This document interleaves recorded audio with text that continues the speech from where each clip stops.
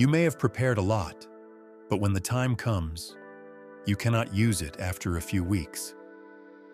Not because you lack rice, not because you lack canned goods, but because the system begins to break down piece by piece when meals become repetitive. In the next 90 days, more than 70% of panic buying will still revolve around the same familiar group of foods. And that repetition is what leaves many people with enough food, but with plans that begin to collapse from within. Today's list is for those who have prepared, but realize that survival is not only about quantity. One of the items on this list costs only about $1 to $3, but can influence how you use everything else. In the next few minutes, you will see 12 items not found on panic buying lists. But that can determine whether what you have prepared remains usable when things last longer. 12. Nutritional yeast. Most people who prepare believe that if they have enough calories, they will be fine. And in the short term, that is true. In the first few days, even the first few weeks, the body still functions normally with familiar foods like rice, beans, or flour. You still eat enough. You still have energy in theory. But after some time eating the same dry ration repeatedly, problems begin to appear. Not as hunger, but as fatigue that is hard to explain. After a few weeks, the signs are no longer just general feelings. Some people begin to experience very specific symptoms. Mild cramps at night, a sense of weakness in the limbs when standing up, or loss of focus when performing familiar tasks. Not because of a lack of food, but because the ration still contains calories, yet lacks the micronutrient foundation needed to maintain a stable nervous system. The consequences do not appear immediately, but they accumulate. A wrong decision in the kitchen may only be inconvenient. A wrong decision when the body has already declined may lead to real accidents. You sleep enough, but still feel heavy. You eat enough, but respond more slowly. Concentration gradually declines. Decisions become less precise, and the body begins to react to nutritional monotony. This is not a lack of food. This is a lack of micronutrients, and it happens quietly. Nutritional yeast is not a main food. You do not eat it to feel full, and you do not rely on it to get through the day. But just a small amount sprinkled into simple meals like rice, soup, or porridge adds elements that dry rations often fail to provide, especially B vitamins linked to energy and nervous system function. The reason many people overlook it is simple. It is not on traditional lists. No one talks about nutritional yeast in rice and beans plans. It does not appear in basic guides, and therefore is rarely considered essential. That is why, when panic buying happens, it still sits quietly on the shelf. No one rushes to buy it, because no one thinks of it as part of preparation. But in the long term, the difference between a ration that only provides calories and one that truly maintains the body system sometimes lies in small elements like this. Things that do not keep you alive immediately, but help you continue functioning steadily when the diet becomes monotonous. In recent weeks, have you ever eaten enough, but still felt your body slowing down? 11. Seasoning cubes. When people talk about stored food, they talk about calories. How much rice, how many beans, how much flour. But in the long term, the issue is not only whether you have enough energy, but whether you still want to eat. Eating the same food repeatedly for weeks does not make you hungrier. It makes you bored. At first, you still eat enough, but gradually, the ration becomes monotonous. You begin to skip small meals. You eat less without realizing it. Not because of a lack of food, but because of a lack of motivation. When that happens, nutrient intake drops, even though food is still available. You still have food, but the body does not receive enough. This is not a lack of calories. but a loss of eating rhythm. A small seasoning cube does not increase calories. It does not replace a meal, but it changes the experience. A bowl of rice identical to yesterday becomes easier to eat. A repeated soup becomes familiar rather than unpleasant. That small change helps maintain a stable eating habit, something many stored rations do not account for. In fact, one viewer once shared that these seasoning cubes were always on their shopping list because they help add flavor to any meal, especially when there is no meat. They become invaluable. Another person also mentioned that they had forgotten seasoning cubes contained electrolytes until nighttime cramps led them back to using broth. And in some places, such as Melbourne during the COVID period, seasoning cubes once disappeared from shelves, not because they provided energy, but because they made simple meals easier to maintain. The reason many people overlook seasoning cubes is simple. They do not look like survival food. They do not feed you directly. And so, during panic buying, people focus on quantity, not the ability to keep eating. They buy more, but not what helps them eat enough. Small boxes of seasoning often remain on the shelf, not because they are unimportant, but because their role is not obvious. In the long term, the difference between having enough food and actually maintaining adequate intake sometimes lies in elements like this: things that do not provide energy, but determine whether you continue to eat enough when monotony begins to reduce the body's natural appetite. Here, we are not talking about storing more, but about lasting longer. If that matters to you, you can subscribe to the channel. 10. Coconut milk. One person once shared that during a supply disruption lasting several weeks, they still had enough rice and beans at home. Every meal was sufficient, not hungry, not lacking. But after about 2 weeks, they began to notice something unusual. After meals, they were full, but the energy did not last. Shortly after, the drained feeling returned. Not hunger, but fatigue. They were eating enough, but had to eat again sooner to maintain a normal state. The issue was not the amount of food, but how the body processed energy. Carbohydrates provide fast energy, but without accompanying fat, the body must continually convert to sustain it. That makes energy arrive quickly and leave just as quickly. After that, they began adding a small amount of fat to meals simply by mixing coconut milk into rice or soup. Not to make it tastier, but to slow the rate of energy use. A bowl of rice remained a bowl of rice, but the energy lasted longer. There was no need to eat again soon, just to stay stable. 2 portions may look identical on paper. One, enough rice, enough beans. The other, the same, but with an added steady fat source. After the meal, both feel full, but only one can get through the afternoon without needing to eat again soon. In the long term, the difference is not how much food you have, but how long your body can hold energy from the same amount. Coconut milk does not make you fuller. It prevents energy from dropping quickly. Without it, you still eat enough, but you will need to eat more often to maintain stability. In the long term, the difference between eating enough and maintaining endurance sometimes does not lie in the ration, but in whether the body can hold stable energy when the diet becomes monotonous. 9. Potato flakes. After many weeks with the same group of ingredients, the issue is no longer the lack of new items, but the loss of ability to change.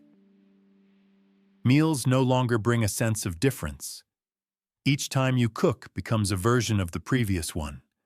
And when cooking no longer creates something new, the motivation to prepare declines. Not because of a lack of food, but because of a lack of texture options. Everything is available, but there is no way to vary. Each meal becomes another version of the one before, and that repetition makes cooking feel heavy. Potato flakes offer a different option. With just hot water, they can become a base for many forms of dishes, from a soft texture to a thicker consistency when needed. Not to replace main foods, but to open additional ways of preparation. The difference is not in quantity, but in the ability to turn a simple ingredient into something that fits the situation. Over time, being able to change how you cook may matter more than having another new item. Potato flakes do not increase how much food you have, but they expand what you can do with it. If the power goes out for a few days, can you still cook in the usual way? Or will you have to switch to a holding pattern? 8. Ghee. Most fats in the kitchen depend on a very familiar condition, a stable environment.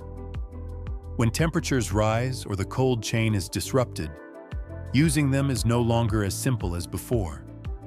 Not because you no longer have them, but because you are no longer sure they still function properly. One person once shared that during a prolonged power outage, they still had cooking oil and butter. But after a few days, every cooking decision became cautious. Not everything spoiled immediately, but storage risk made them start limiting use, switching to drier cooking to save fat for when it was truly needed. The issue is not only the refrigerator. Cold supply chains, transportation, storage temperature, all are links. When one link weakens, how you use ingredients changes. Ghee follows a different path. The perishable parts are removed from the start, so it depends less on cold conditions. Even when surrounding conditions fluctuate, it remains ready to use. In some situations, this dependence is not just inconvenient. A type of fat that is no longer reliable can make you cook less to save it. And when that happens, meals begin to shift into a dry form, lower in energy, harder to digest, and causing the body to burn through faster. The consequence does not come from lacking food, but from no longer using it in an optimal way. The key point is not how much energy you add, but whether you can continue cooking in familiar ways when conditions change. A small amount of stable fat can help rice, beans, or flour avoid shifting into a holding pattern of preparation. Without it, you still have food. But how you cook becomes gradually limited by what you are trying to preserve. With it, cooking depends less on external systems. In the long term, the difference is not how much you store, but how you are still able to cook when the environment no longer supports you as before. 7. Dried seaweed. Dried seaweed rarely appears in traditional storage lists, not because it is useless, but because it does not provide an immediate sense of value like rice, noodles, or canned goods. It is light, thin, and often seen as a supplement rather than a foundation. But that is precisely what makes its role different in prolonged, repetitive rations. One person once shared that after nearly 3 weeks of eating mainly rice, beans, and other dry foods, they began to feel their body operating more slowly. There was no lack of food, no hunger, but a sense of heaviness appeared by the end of the day, even though their routine had not changed. They still ate enough, still kept regular meals, but alertness was no longer as stable as before. After that, they began adding a small amount of dried seaweed to meals, sometimes just a few pieces in soup or mixed with hot rice. Not to increase the amount of food, but to introduce something different from land-based sources. The change did not come immediately, but over time, the sluggishness gradually decreased. The ration remained the same in quantity, but the experience was different. Seaweed does not provide much energy and does not make meals feel fuller, but it carries trace minerals from the marine environment that common dry foods often lack. This addition may not stand out in a single meal, but when the ration extends over many weeks, its effect becomes more noticeable. And because it is not common, During panic buying, seaweed often remains on the shelf. It is not on most priority lists, so it receives little attention. In the long term, the difference between merely eating enough and maintaining balance sometimes does not come from increasing food quantity, but from small elements that make the ration less monotonous in micronutrients. 6. Chia seeds, small, light, easy to store. But the value of chia seeds is not in their size, but in how they influence eating rhythm over time. One viewer once commented that during a period of ration extension, the biggest issue was not a lack of food, but the feeling of depletion returning too quickly after each meal. They still ate the calculated portion, but shortly after, the body demanded more. Not true hunger, but the gap between meals arrived sooner than expected. And when that happens, the food allocation plan begins to break down. Not because you eat more, but because you have to eat sooner. Chia seeds do not make the meal larger, but when soaked in water or added to meals, they create a texture that slows digestion. This does not increase the amount of food you have, but it extends the gap between times you need to eat. A portion may still be enough in theory, but when the gap between meals shortens, the body begins to send signals: faster fatigue, loss of focus midday, or a slight drained feeling even after eating, not true hunger, but a faster consumption rhythm than planned. In constrained conditions, extending the time between meals may matter more than increasing quantity. Many people have shared that after adding a small amount of chia seeds to breakfast, they found they no longer needed an afternoon snack as before. Not because they ate more, but because the consumption rhythm slowed. Without it, the same portion is still enough, but it will run out faster due to increased frequency of use. With it, the same amount of food can be spread further over time. In constrained conditions, the difference lies not only in how much you have, but in how long each portion can last before you need the next one. In the ration you are preparing, is there anything that extends energy, not just provides temporary fullness? 5. Quality block noodles. After a long period of repetitive eating, the issue is no longer whether you have enough nutrition. On paper, everything is still fine. But what begins to change is how you approach each meal. One viewer once shared that after several weeks of mainly eating rice and dry foods, they realized they no longer approached mealtime as before. Not because of a lack of food, but because every meal had become so similar that eating turned into something required, not desired. And when that happens, behavior begins to shift. Meals are not skipped entirely, but delayed, eaten more slowly. Sometimes snacks are ignored because interest is gone. Food is still there, but consumption rhythm is no longer as stable as planned. This is not a nutritional issue. It is an issue of maintaining eating behavior.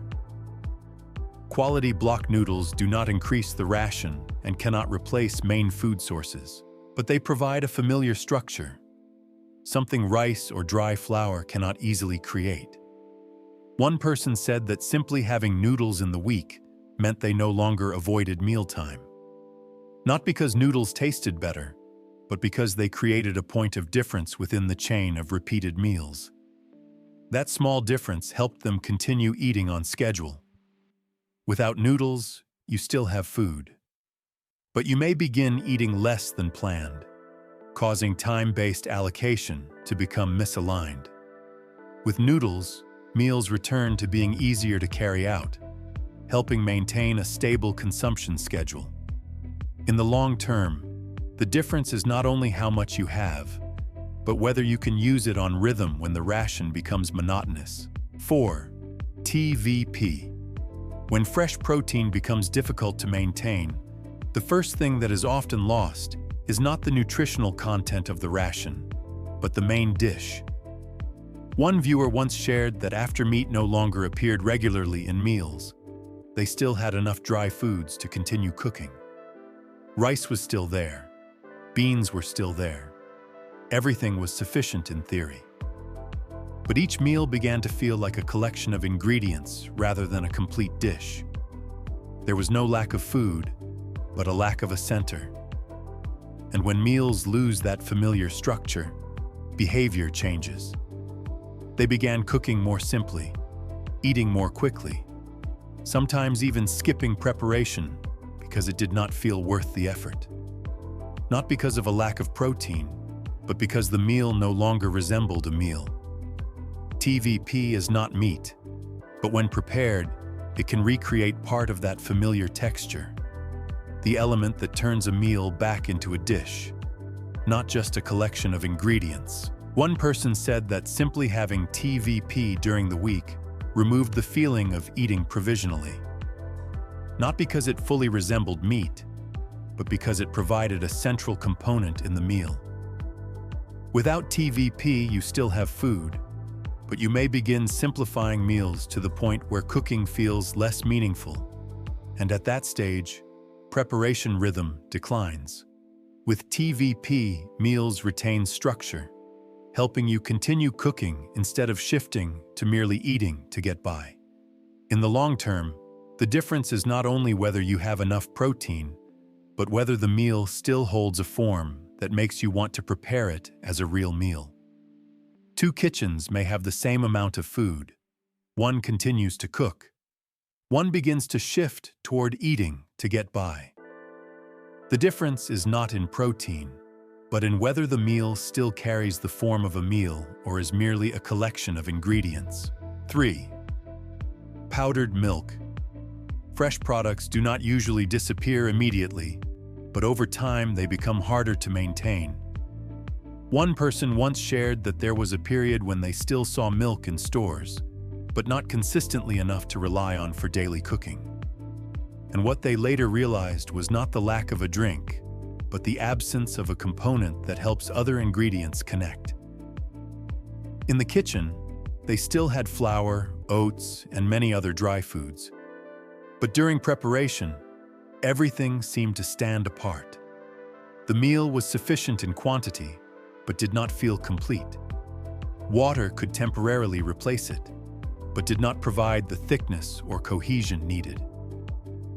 After that, they began using powdered milk, not to drink on its own, but to add into dishes like porridge or cooked grain mixes. Just a small amount, mixed with water before cooking, changed how the ingredients blended. The meal did not become larger, but more cohesive. They said the effect did not appear after the first use, but became clearer over many meals. Dishes that once felt separate began to gain structure, became easier to eat, and felt less lacking even though the quantity remained the same. Powdered milk does not fully replace fresh products, but it serves as an intermediary base, helping dry ingredients combine in ways that water alone cannot achieve. And because it is not a priority choice during hurried shopping, it often receives less attention. In the long term, the difference is not just about adding another component, but about the ability to turn separate ingredients into a connected meal, rather than a collection of parts. Looking at your kitchen right now, are you storing more food or storing more options? 2. Whole wheat berries. Not as convenient as flour, but whole wheat berries offer a different advantage. They retain the ability to be processed only when you truly need it. One person once shared that during a period of unstable supply, they still had flour at home. But over time, each use had to be considered more carefully. Not because it would run out immediately, but because every use moved them one step closer to depletion. And once flour is already milled, the process cannot be reversed. After that, they began keeping a portion of whole wheat berries instead of converting everything into flour. This did not help them cook faster, but it provided an option.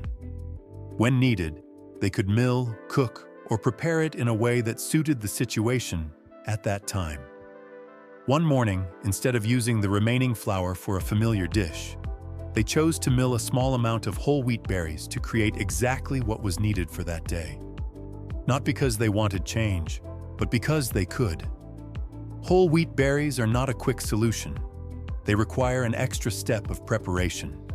But in return, they preserve the ability to decide, not forcing you to use them before conditions are right. Without them, flour is the only option, and each use is an irreversible step. With them, you can choose the moment to convert from grain to flour, instead of being bound by what was already prepared. In the long term, the difference is sometimes not in how much you have ready, but in whether you still control when to use it. 1. Vinegar.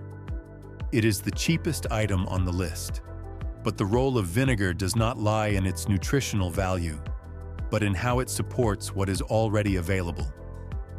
One person once shared that during a long period of relying on dry foods, they realized the issue was not a lack of ingredients, but keeping them usable.